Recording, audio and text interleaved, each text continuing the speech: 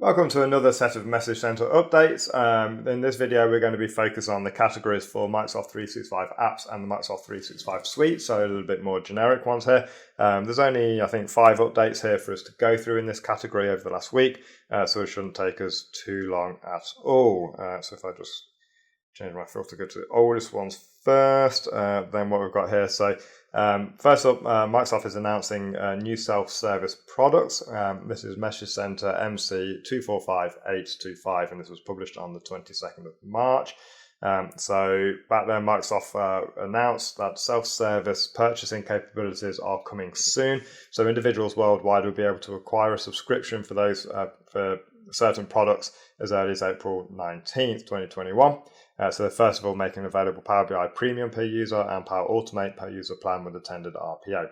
So essentially what this means is rather than pre-assigning licenses to users, what you're going to be able to do is buy a block of licenses of a certain type, such as the Power BI Premium or Power Automate per users. And then what you can actually do is make them available in your tenant, and then users can claim those licenses as they need to use those services. So if you don't know who's going to need them straight away, it's a nice, easy way, reduces some of the admin overhead. Obviously, you need to make sure you have enough licenses in the pot for everybody who's going to want to use them, and also make sure that people understand the implications of taking those licenses. So you might want to have some communication with your users who might be grabbing hold of those. So what does Microsoft say about this? As an administrator, if you prefer to limit these capabilities, you can do so on a per product basis. Or you can already do this via PowerShell, so you can take control of any of your users' self-service purchases, allowing you to move them from a self-service purchase to another license or to cancel their subscriptions completely. So you have a lot of admin control over who has access to what services. Note, self-service purchase capabilities are not available for customers who are eligible for government or education offers. So if that applies to your organisation, no additional actions required because that won't be available to you. So this is going to happen on April the 19th, 2021, and this can be controlled via PowerShell, and the command that you'll be looking for is allow self-service purchase. There's more information and some links in the description in the Message Center item, so if you are looking at adding some governance over the top of that, some control, and then do take a look at the information there.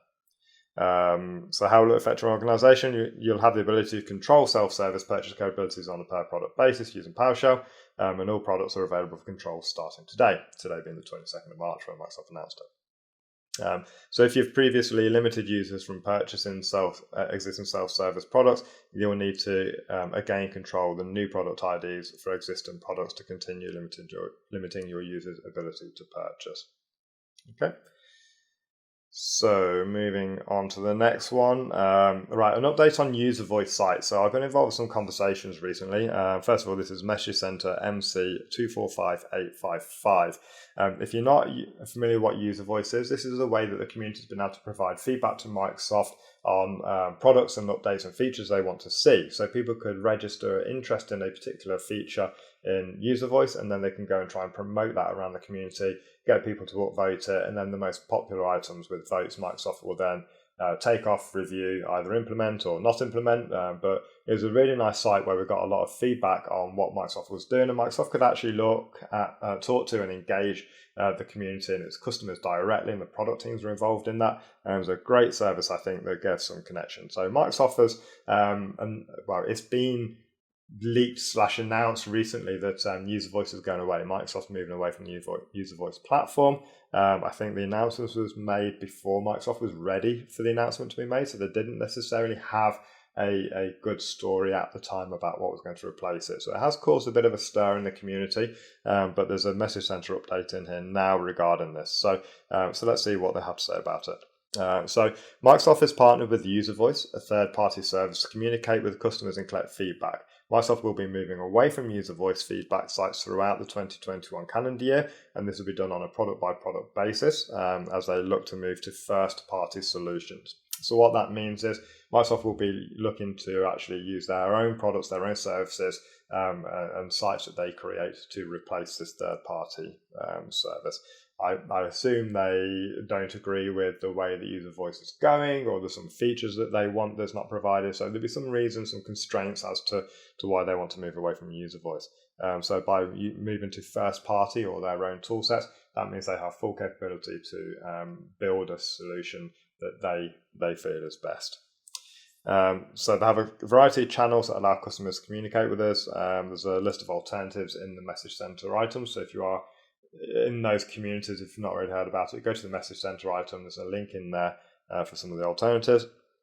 And then the question on there, can I continue to submit feedback through active UserVoice sites? So customers can continue to submit feedback through existing Microsoft UserVoice sites while they remain active.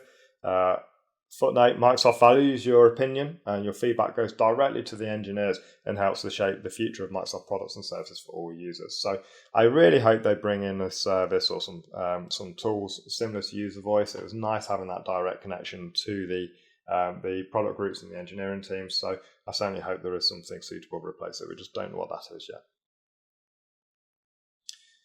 Okay, so Microsoft 365 Compliance Center updates to Content Search, Core eDiscovery, and Advanced eDiscovery user experience. This is Message Center MC246002. This was published on March 23rd.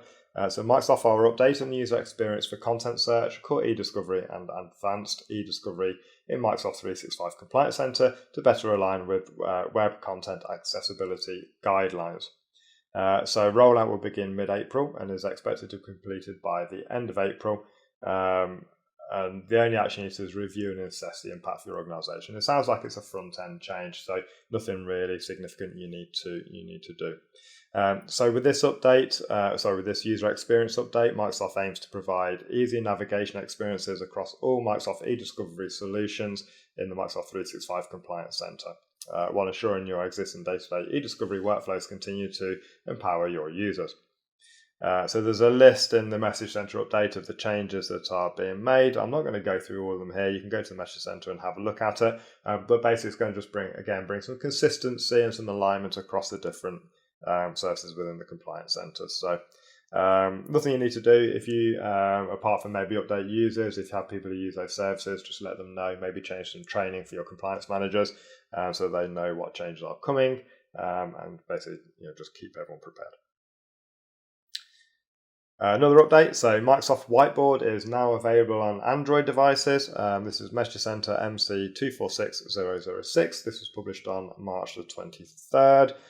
So Microsoft are excited to share that Microsoft Whiteboard for Android has launched in public preview and is available in the Google Play Store for download. So that's available right now if you're an Android user. I believe there is a limit on the version. To start using Microsoft Whiteboard for Android, download the app from the Google Play Store or Managed Play Store if required for the tenant on your Android device running Android 6.0, Marshmallow or later. Whiteboard requires login with a work or school account. Okay, so if you've not used Microsoft Whiteboard yet, do you know what? Actually, it's pretty good. I quite like it. A couple of updates have rolled out recently that I like. The first is the ability to join a Teams meeting with multiple devices, so I can actually use a Whiteboard app on my Surface whilst in a meeting and do some drawing. But it's nice that it'll be available on Android as well. So yeah, good stuff there. Finally, for this section, new release cycles and options for Microsoft Edge. So this is MC246270. This was published on the 21st of March, actually today as we're filming this. So Microsoft is making some changes to the release cycle cadence for the Microsoft Edge browser.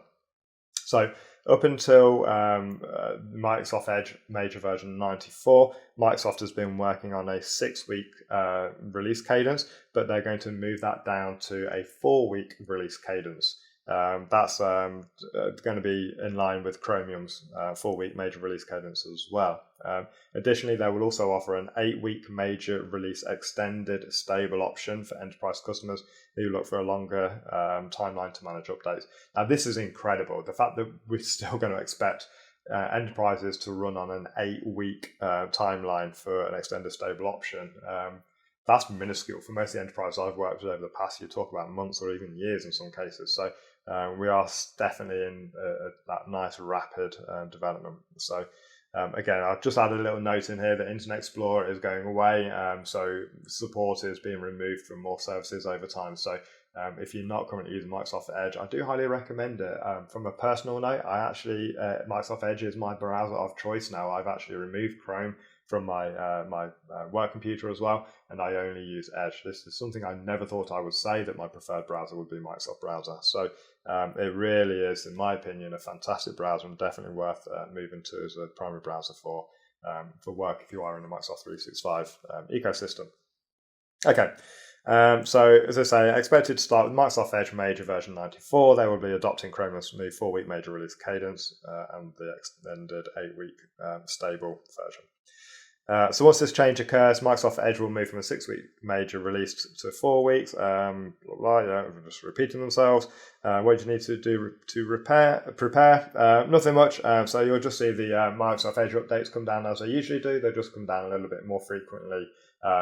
Users generally don't notice it. I never notice it. So not really much to do. Just be aware that if on that 4-week cadence, you might have some more support issues, but generally things are pretty stable. So I think that'd be an invisible one to the majority of users. Okay, so that's everything that we have in this category today. Just a short one. So thank you very much for joining me, and I look forward to seeing you in the next video. I think we have another one to produce today with some slightly different categories. So thank you very much. I'm always keen to hear your feedback, so please do leave me a comment. Please do make sure you subscribe, hit the bell icon so that you get notified every time these updates come out. Thank you very much, and I look forward to seeing you next time.